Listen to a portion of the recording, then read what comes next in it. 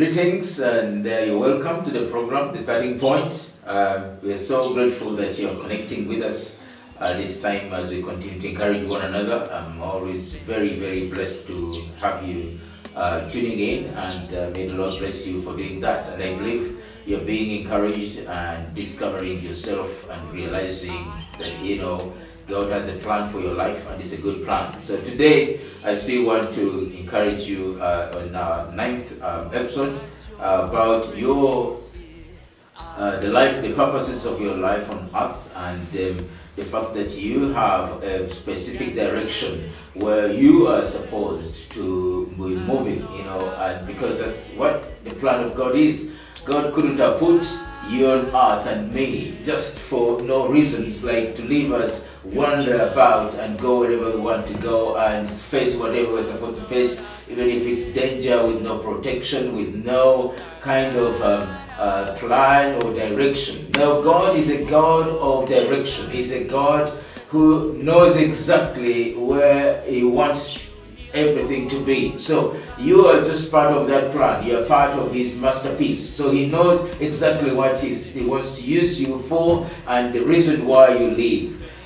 We want to be reading a few of those scriptures that will be encouraging us in that direction, knowing how Jesus comes into the situation of some of people that were almost not necessarily I don't think they knew what they were doing. They just thought, well, it was a good thing for them to do, and that's the disciples, and how He picks them up and He begins to tell them what they're supposed to be doing. Now, I want you to learn something from this experience so you don't necessarily have to gamble in life anymore. Now, Jesus calls the disciples after meeting them in Matthew chapter 4, verse 19. I know He meets all these fishermen and He's talking to different people in their different locations. I would call them their comfortable occupations. But you see, they were tax collectors. Some of them were fishermen, and others were just, their job was to clean fish nets, But so that could have been a good thing. But Jesus tells them, I want you to follow me, and then I'll make you fishers of men, and that means they were supposed to leave their comfortable occupations and begin to do the gospel and to preach the gospel and go out there and reach out to people and encourage people. Now, this is sometimes what things we end up with, because sometimes we look for jobs, we find jobs, good paying jobs, for the sake of it. It's like when sometimes you find people struggling, they have lots of money, but they're struggling with life. It's like that. So desperate. And I've told you how billionaires have ended up sometimes just committing suicide because they just don't know what to do. And we've seen artists, men and women into music industry committing suicide. It's like, why would they be committing suicide? I mean, there's tremendous pressure. You don't have just to do things just because you just like them.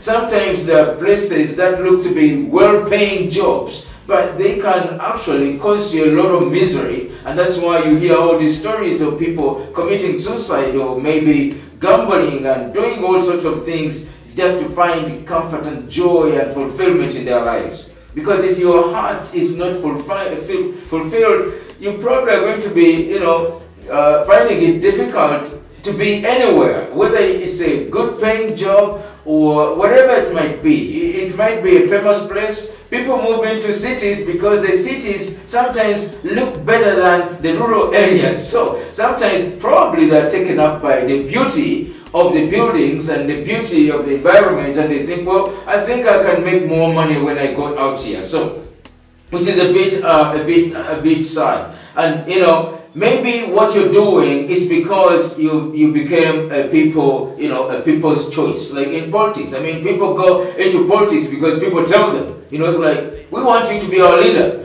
And then they'll choose to be that, But you see, if you are just told by people and, you become their choice, people don't necessarily know exactly your destiny. Nobody knows your dreams. Nobody knows what you were meant to be. So when people come up with ideas and say, you know what, I think you're very good, you can also be our leader. Don't just jump in, you're probably going to be into misery. And I know of many people who have ended up in misery because they thought, well, they can go into politics, they can do this, they can do that, but just because people told them. Now, that's not really the best way to make your decisions. One thing is, you need to understand, what are you good at? Not just a matter of a good paying job in your life. As I told you, big good paying job doesn't necessarily guarantee you joy, fulfillment. I can promise you that. You can have a good job and still live in misery. You can have a handsome, husband and you still live in misery. You can find a very beautiful wife and you'll be in misery. It's like, you don't just jump into things based on how you imagine and you look at it and you make your own judgment without God guiding you into all those kind of things. So today, I want you to pick up some facts that, being in a comfortable zone could be, a comfort zone could be another disaster for your life. And that's why many people are still struggling. It's like, hey, you have a good job, why are you struggling? Why are you finding all this kind of misery? Just because it probably is not even in the right place. And sometimes having a good job, as I told you before, it's like, doesn't necessarily mean that's what you're meant to be doing. So if people made you a choice, or if you just found out that maybe it's just well paying and you jumped into it, that could be bringing you a little bit of pain at the moment. You know what? Because sometimes when you find a good paying job, there's a tendency for people to start borrowing because they have a job security. It's like, they can, I put that in quotes because they think, well, since they'll be getting the money anyway, so they can actually borrow. And I've traveled across, this continent and I've realized, across the globe, I've been in most places around the world, but, it's so painful because like when people begin to get a job or they get a good job, now instead of concentrating on the job and maybe living by those means, they start to borrow. They borrow. You start to live beyond your means. That's not really sensible. It's pathetic because sometimes having a kind of a secure job shouldn't necessarily give you the mandate to just drive you into having all those kind of dates around. So then you begin to live on a borrowed life. It's a date now. You're going to live. You're not going to be able to afford actually paying the rent because in most cases people find jobs in places they have not necessarily built their homes.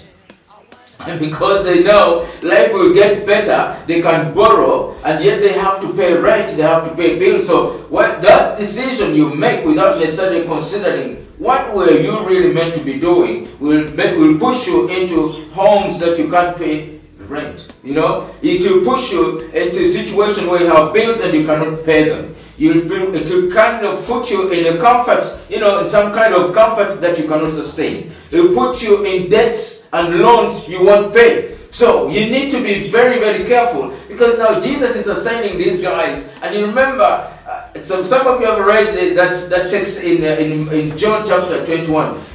When he called them to be fishermen, at some point they resigned from it and they wanted to go back fishing. And guess what? They caught nothing. And when he came along and said, now children, have you caught any food? It was quite an interesting question. He said, have you got any food? They said, no, master, we've been toiling. Now, mark that word. They had been toiling the whole night and they caught nothing. Why? They're in the wrong place. Why are they miserable?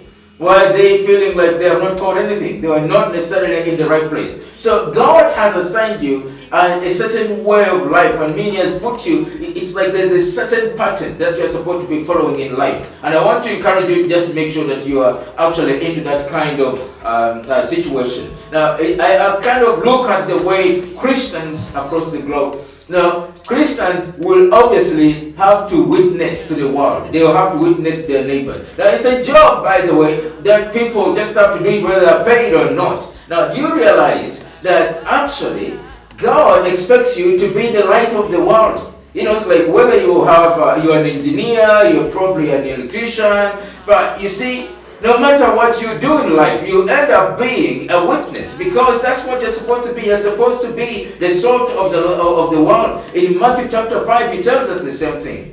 It's like we are supposed to be the salt of the society. In other words, we are a giving creature. We're being a giving being.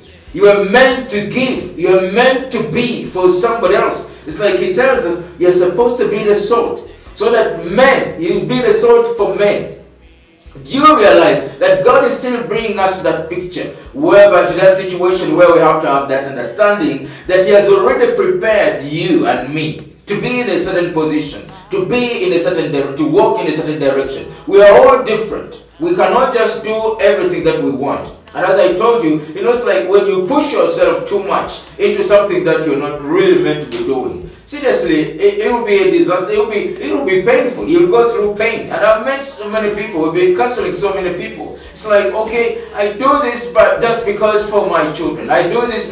Yeah, it sounds good. It sounds sensible that I'm suffering because of my children. But that's probably not the way it can be, because at the end of the day, you end up borrowing. Now, for those who have been even borrowing so much that they can't even pay, but just because, they have children, they have this responsibility, they have all that. Of course, at the end of the day, if you just choose what you want, you will suffer. It's like, it will almost just be like a chicken trying to learn to swim, You just keep struggling with life because its ends are not meeting. You are into debts from day in, day out, from year in, year out. You don't have to live like that all the time. And you don't have to be living beyond your means. But you see, when you start to think like that, thinking you have such a big responsibility, and now you have to do this, and you have a house, you have to pay the bills, but why are you in that place anyway? And why can't you probably, sometimes people are living in houses they just cannot afford. It's like, why can't you find a house that is cheaper, a house that is within the means? Why do you spend all your salary on debts? Why do you have to spend all the salary on bills? Why do you spend all the salary on your rent? I mean, you're giving it to somebody else. You're now becoming a slave. It's like when you're renting and when you have to pay all those bills, do you realize that you are bound to the person? And that's not really a good thing always to be, because you should be a little bit in charge of some situation whereby you're not necessarily weighed down by debts and bills and all that. It's like you can still avoid that. And during this corona virus situation, people have been out of jobs, and there are many who are just dying to go back. Now, let me tell you something.